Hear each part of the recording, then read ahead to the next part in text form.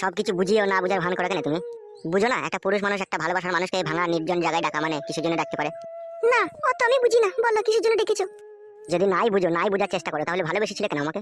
তা বলো কিসের জন্য ডেকেছো, না বললে আমি বুঝবো কি করে তুমি কিসের জন্য ডেকেছো, কি কারণে ডেকেছো, কিসের জন্য ডেকেছো না ডেকেছো? সবকিছু বুঝিয়ে বলা সম্ভব নয়। বেশ ঠিক আছে বলো। কথা হচ্ছে গত 2 বছর থেকে তোমার সাথে আমার ভালোবাসার সম্পর্ক আছে। তা আমার বউ ঢেমুন জেনে ফেলেছে। এই বিষয়টা নিয়ে রাত দিন আমার বাড়িতে অশান্তি ঝগড়া চলছে। তাই আমি চিন্তা ভাবনা করেছি আমি তোমাকে বিয়ে করব। তাহলে তোমার বউয়ের কি হবে, তুমি আমাকে বিয়ে করলে? বউ গান মারা গো, বউ আমার কথা চিন্তা করছে, বউ আমার কথা ভাবছে, তাই আমি বউয়ের কথা ভাববো। তোমার বউ কি ভাববে তোমার সম্বন্ধে আবার? ভাবা উচিত নয় আমার বউয়ের যে আমার স্বামী একটা বড় মেয়ের সাথে প্রেম ভালোবাসা করছে, করুক যেমন তাই করুক, ওতে আমি বাধা দেবো না।